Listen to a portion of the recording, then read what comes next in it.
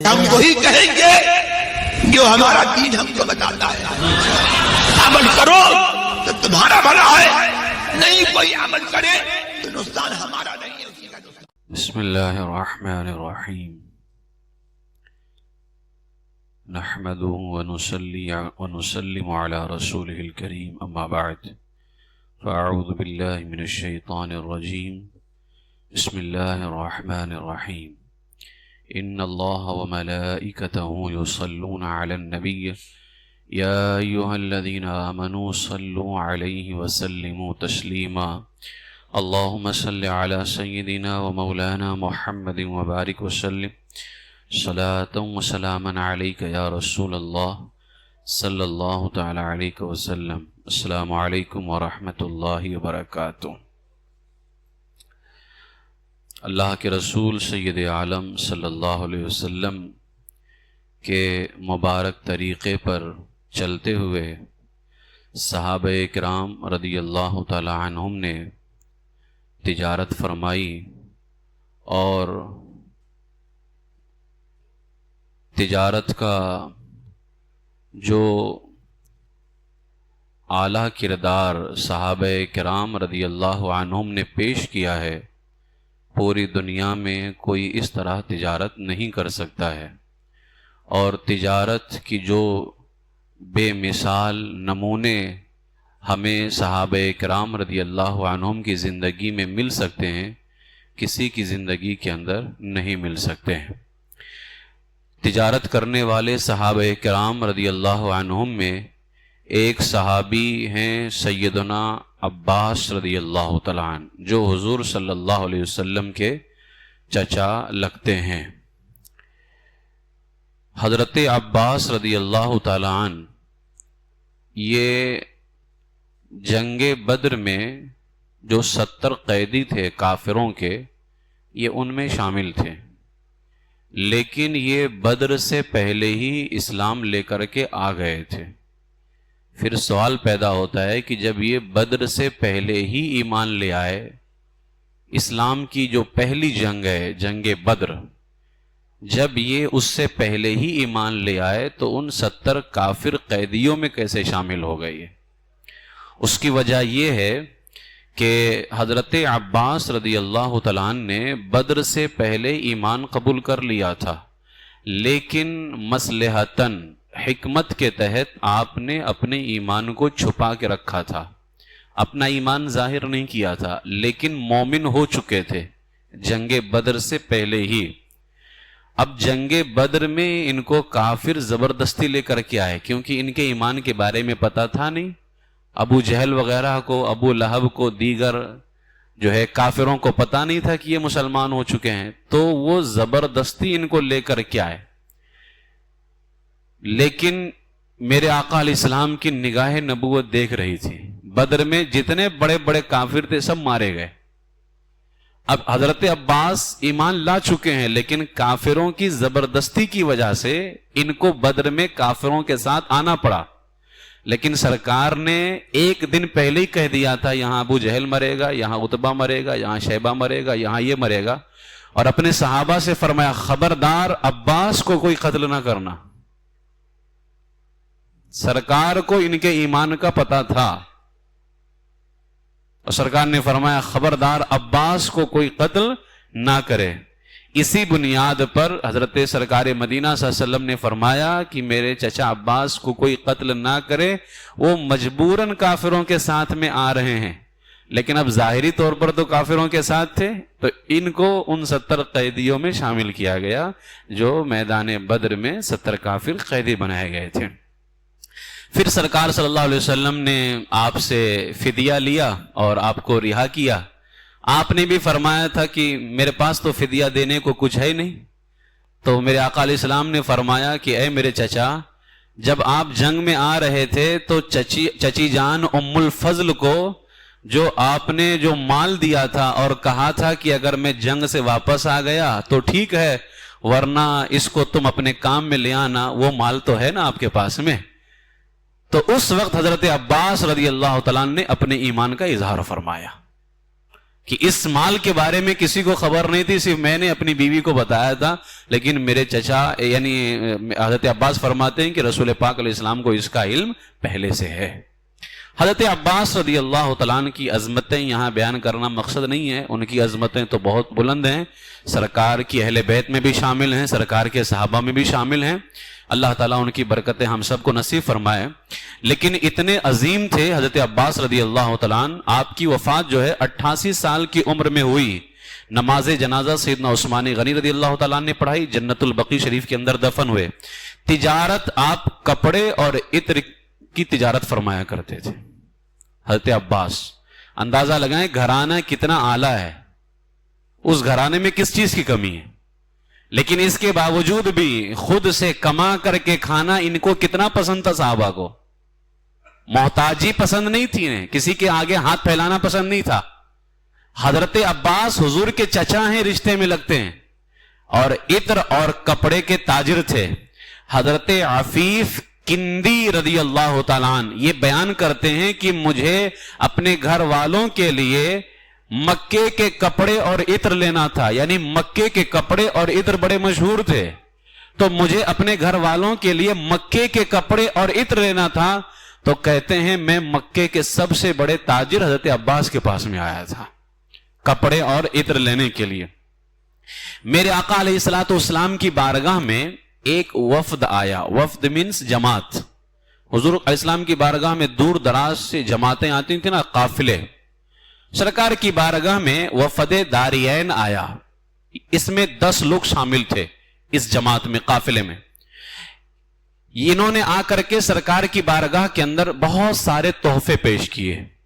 ان میں سے ایک تحفہ تھا شراب کی بوتل. سرکار نے فرمایا حرام ہے, اس تحفے کو قبول نہیں کیا کیونکہ حرام تھا. انہوں نے کہا کہ اس کو بیچ دیا جائے مدینے کے بازار میں. سرکار نے فرمایا جو حرام ہے اس کو بیچنا بھی حرام ہے, اس کی خرید و فروخت بھی نہیں کر سکتے, اس کو آپ نے رد کر دیا, لوٹا دیا. آج بہت سارے لوگ جو ہے نا مدینے کا چھلا, اجمیر کا کڑا اور اجمیر کی بالی, بغداد کی پتہ نہیں کون کون سی بالی اور انگوٹھی لا کر, جو چیز حرام ہے وہ کہیں کی بھی ہو. سرکار مفتی اعظم ہند علیہ رحمہ کی بارگاہ میں ایک شخص آئے, مدینہ شریف سے آئے تھے. مدینہ شریف میں ان کو کسی نے 50 چھلے دیے تھے اور کہا تھا کہ بواسیر والے کو دیا کرنا, بواسیر ٹھیک ہو جائے گا. یہ بیماری ہے نا ایک بواسیر, یہ بیماری ٹھیک ہو جائے گی. سرکار مفتی اعظم کی بارگاہ میں آ کر کے پوچھتے ہیں, انہوں نے کہا حرام چیزوں میں شفا نہیں ہے. مدینے کا چھلا ہو یا کہیں کا بھی چھلا ہو, حرام چیز ہے تو حرام چیز میں شفا نہیں ہے. تو کہا حضور اب ٹھیک ہے, اس کو ہم کسی کو دے نہیں سکتے ہیں, ہم اس کو چھلے کو کریں کیا؟ مفتی اعظم نے فرمایا مدینے شریف سے لے کر کے آئے ہو, اس کو پھینکو مت کہیں, زمین کھود کر کے دفن کر دو اس کو. یعنی شریعت پہ عمل کرنا بھی بتایا اور سامان مدینے کا تھا تو اس کا ادب بھی بتایا. تو الحمدللہ سنی ادب بھی کرتے ہیں, شریعت پہ عمل بھی کرتے ہیں. ایسا نہیں کہ ادب کے چکر میں شریعت کو پیٹ کے پیچھے ڈال دیا جائے. تو سرکار نے شراب کی بوتل قبول نہیں کی, انہوں نے ایک ریشمی جبہ بھی سرکار کی بارگاہ میں دیا. اب ریشم کا کپڑا بھی جائز نہیں ہے, لیکن سرکار علیہ الصلوۃ والسلام نے جانتے ہیں اس کو قبول کیا, ریشم کے جبے کو. اس میں جو تھے ریشم کے جبے کے اندر سونے لگے ہوئے تھے, سرکار نے اسے قبول فرمایا. چند گھوڑے بھی تھے, سرکار نے اسے بھی قبول فرمایا. اب جو گھوڑے کا تو کوئی مسئلہ ہی نہیں, رہا مسئلہ ریشم کا, ریشمی جبہ. سرکار نے جب اس تحفے کو قبول کیا تو اس کو لینے کے بعد حضور علیہ السلام نے اپنے چچا حضرت عباس کو دے دیا. جب آپ نے دیا نا تو حضرت عباس فرماتے ہیں یا رسول اللہ اس کا میں کیا کروں, ریشم اور سونا تو مردوں کو دونوں حرام ہے, اور یہ ریشمی جبہ بھی ہے, اس میں سونا بھی جڑا ہوا ہے, نہ میں ریشمی جبہ استعمال کر سکتا ہوں نہ سونا استعمال کر سکتا ہوں, دونوں حرام ہے. تو رسول پاک علیہ السلام نے فرمایا اے میرے چچا, اس جبے سے سونا الگ کر کے اپنے گھر والیوں کے لیے زیور بنا دو. میں نے قبول اس لیے کیا ہے, شراب اس وجہ سے قبول نہیں کیا کیونکہ یہ کسی کے کام نہیں آ سکتا ہے, لیکن میں نے اس جبے کو اس لیے قبول کیا کہ اس میں سے سونا الگ کر کے اپنے گھر والوں کے لیے زیور بنا دو. اور جو ریشمی جبہ ہے اب اسے تو پہن بھی نہیں سکتے، تو میرے آقا علیہ السلام نے فرمایا اس کو بازار لے کر کے جاؤ اور اس کو بیچ دو. سرکار نے گویا تجارت سکھا دی ہے. انداز دیکھیں سرکار علیہ السلام کا، تربیت بھی فرما رہے ہیں. اور جو جبہ تھا آپ نے فرمایا اس کو بازار لے کر کے جاؤ، اس کو بیچو. وہ ریشمی ایک جبہ ریشم کا حضرت عباس رضی اللہ تعالیٰ نے 8,000 چاندی کے سکے کو بدلے میں بیچا تھا اس کو. صحابہ کرام رضی اللہ عنہم کی تربیت میرے آقا علیہ السلام نے ایسی فرمائی تھی نا کہ وہ تجارت، میں نے ایک دن بتایا تھا نا حضرت مسور بن مخرمہ کے بارے میں، 10,000 کے بدلے میں وہ پیالہ کوئی لے رہا تھا، لیکن حضرت سعد بن ابی وقاص نے اسی 10,000 کے پیالے کو 1,00,000 درہم میں بچوایا تھا اس کو. نہیں بتائیں 90,000 روپیہ کوئی. اسی لیے تو شریعت مطہرہ میں خیار شرط کا حکم ہے کہ آپ کہہ دیا کرو بھائی ہم کو 3 دن تک کے اختیار ہے. کبھی آپ کو کسی قیمت کے بارے میں، کسی چیز کے بارے میں پتا نہ چلے اور آپ کو ایسا لگ رہا ہو کہ یار اس کی قیمت زیادہ ہو سکتی ہے لیکن یہ بندہ مجھے کم قیمت دے رہا ہے، ایسا لگ رہا ہے اور آپ کو کسی سے ڈسکس کرنے کا ہے، آپ اس کو کہہ دو بھائی مجھے 3 دن تک کے اختیار ہے، اگر میں چاہوں گا 3 دن کے اندر اپنا سامان واپس لے لوں گا. یہ اس میں ایک شرط ہے. حضرت سیدنا عباس رضی اللہ تعالیٰ یہ اتنے بڑے تاجر تھے، جب انہوں نے اسلام قبول کیا نا تو جانتے ہیں انہوں نے فدیے میں کتنا دیا تھا اپنے کو چھڑانے کے لیے؟ جو قیدی بن کے آئے تھے نا 20 اوقیہ سونا انہوں نے دیا تھا. سرکار مدینہ صلی اللہ تعالی علیہ وسلم کی بارگاہ میں انہوں نے 20 اوقیہ سونا پیش کیا. اللہ تعالیٰ نے اس کے بدلے ان کو 20 غلام عطا فرمائے تھے. اور یہ جانتے غلام کیسے تھے؟ 20 غلام کوئی معمولی غلام نہیں تھے، وہ کہ ایسے ہی بس معمولی قسم کے غلام تھے. ان کو جو 20 غلام تھے یہ سارے کے سارے غلام تاجر تھے اور تجارت فرمایا کرتے تھے. یہ یعنی حضرت عباس خود بہت بڑے تاجر، کپڑے اور عطر کے، اندازہ لگائیں ان کے 20 غلام تجارت کرتے تھے مارکیٹ کے اندر، لیکن اس کے باوجود حضرت عباس اپنے ہاتھ سے کماتے تھے، اس کو کھایا کرتے تھے، اور جو غلام کما کر کے لاتے تھے حضرت عباس اس کو راہ خدا میں صدقہ فرما دیا کرتے تھے. یہ حضرات صحابہ اکرام رضی اللہ عنہم کی تجارت تھی. اور تاریخ میں یہ بھی آتا ہے کہ وہ جو 20 غلام کما کر کے دیتے تھے وہ قیمت کتنی ہوتی تھی؟ 20,000 چاندی کے سکے. اتنے بڑے تاجر تھے حضرت عباس رضی اللہ تعالیٰ، خود تاجر، 20 اوقیہ سونا دے کر کے، جبکہ پہلے مسلمان تھے لیکن اسلام چھپا کے رکھا تھا، لیکن قیدی بن کے آئے تو اپنے آپ کو چھڑانے کے لیے 20 اوقیہ سونا دیا. تو اللہ تعالیٰ کو ان کی یادہ اتنی پسند آ گئی کہ 20 غلام دیے، اور وہ 20 کے غلام تاجر تھے، اور وہ تاجر مہینے بھر کی کمائی جو ان کو دیتے تھے 20,000 چاندی کے سکے ہوتے تھے. سیدنا عباس رضی اللہ تعالیٰ، یہی وجہ ہے کہ سیدنا عباس رضی اللہ تعالیٰ نے اللہ کی راہ میں بہت صدقہ کیا. 70 غلام آپ نے آزاد کیے ہیں. 70 غلام. اپنا گھر مسجد نبوی کو جب بڑھانے کا وقت آیا نا بعد کے زمانے میں، تو آپ نے اپنا گھر، کیونکہ صحابہ کرام اور اہل بیت اطہار کے گھر مسجد نبوی سے لگے ہوئے تھے نا، جب سرکار علیہ السلام کے پردہ فرمانے کے بعد مسجد نبوی کی توسیع بڑھانے کا وقت آیا تو حضرت عباس نے اپنا گھر دے دیا تھا. حضرت عباس نے اپنا گھر وقف کر دیا. اور آپ کے سخی ہونے پر سب سے بڑی دلیل تو یہ ہے کہ سرکار علیہ السلام نے ایک موقع پہ فرمایا، میرے آقا علیہ السلام لشکر کی تیاری میں مصروف تھے، سرکار لشکر تیار کر رہے تھے، اتنے میں حضرت عباس بھی آ گئے.